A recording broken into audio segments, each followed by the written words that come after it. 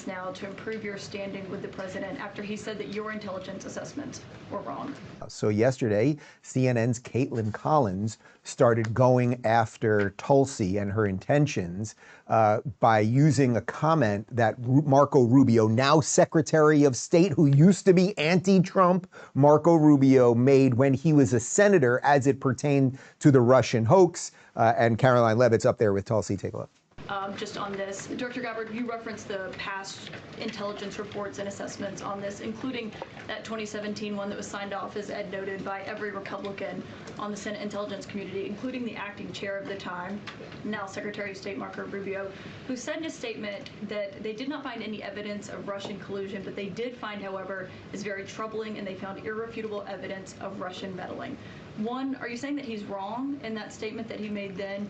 And secondly, what would you say to people who believe that you're only releasing these documents now to improve your standing with the president after he said that your intelligence assessments were wrong? Well, first, I want to correct something that you stated, which was citing the Senate Intelligence Committee's report as being one and the same. I think you said the intelligence community. The Senate Intelligence Committee has a very different function than the Office of the Director of National Intelligence. The evidence and the intelligence that has been declassified and released is irrefutable. I'm going to let Karoline speak to Secretary Rubio. I'll speak to both questions. First, on Secretary Rubio, he put out a statement in 2020 following that Senate Intelligence Committee report, and he said what they found is troubling. We found irrefutable evidence of Russian meddling, which the Director of National Intelligence just confirmed for all of you, that Russia was trying to sow distrust and chaos. But what's the outrage in this that Secretary Rubio did not say at the time, the Democrats were saying at the time, is the fact that the intelligence community was concocting this narrative that the president colluded with the Russians, that the president's son was holding secret meetings with the Russians, all of these lies that were never true. And he also said at that time, we discovered deeply troubling actions taken by the FBI under Comey, particularly their acceptance and willingness to rely on the Steele dossier without verifying its methodology or sourcing. The Steele dossier that many outlets in this room ran as the gospel truth, and it was cooked up and paid for by the Clinton campaign. Man, Karoline Leavitt is just fantastic. Did you get the clarity that she answered that with? So you basically have Kaitlan Collins from CNN saying, oh, well, Marco Rubio said back then that there was something troubling here. And she's like, yeah, there was something troubling here, but he didn't know all of the evidence. And now we have evidence that there was a plan concocted, except it was Obama. So great answer right there. I also like how Kaitlan Collins says, what would you say because people are saying that Tulsi is just trying to get back in good standing. First off, to impugn her motives like that, there is no one in government that deserves their motives impugned less than Tulsi Gabbard. Again, have you ever seen a clip of Tulsi Gabbard flat out lying or being caught in some crazy thing or anything like just absolutely no. And also, what would you say about people who say that, you mean you said it? You mean you said it, lady, right? Why don't you say I believe this and that's why I'm saying it, okay? These games don't work on us anymore.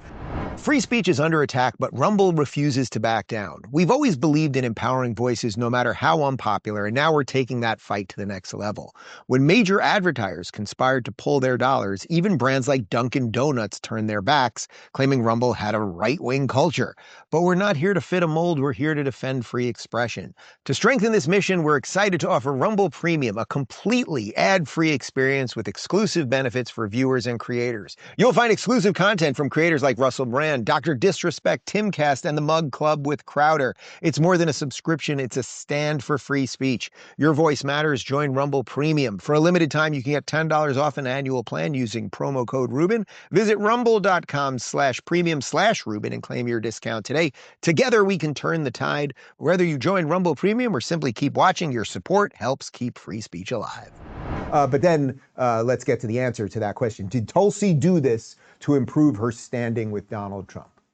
As for your second question, Kaitlan, I think who is saying that she would release this to try to boost her standing with the president? Who has said that? Well, the president has publicly undermined her when it came to Iran. He said she was wrong. He told me that she didn't know what she was talking about. That was on Air Force One on camera. The only people who are suggesting that the Director of National Intelligence would release evidence to try to boost her standing with the president are the people in this room who constantly try to sow distrust and chaos amongst the president's cabinet, and it is not working. I am Bill Barr. I will just answer your question directly. I am with the President of the United States every day. He has the utmost confidence in Director Gabbard. He always has. He continues to. And that is true of his entire cabinet, who is all working as one team to deliver on the promises this president made.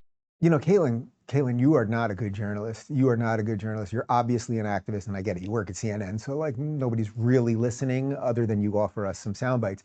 But when there was that little tension between Tulsi and Trump during the Iran thing just a couple weeks ago, it was because people had selectively edited video of her testifying about Iran's nuclear weapons, where they showed, I think, 18 seconds of it. We played it here, where they showed about 18 seconds where she was like, Iran's not looking for a bomb. And then they cut it there. And then the next sentence was, but they've escalated it. And now they are blah, blah. And then Trump was confronted with that and basically was like, that's not true. So just everything you people say is a lie. But also, just really think about it. Like the gall of her to be like, Tulsi just came with receipts, right? She said irrefutable evidence and she has receipts. They're going through emails right now. They're going through all of this stuff. Will anything come of it? I don't know. It is very likely that nothing. When I always say it, like nobody pays the price. We never see anyone hauled away or anything else. I don't know what will happen here.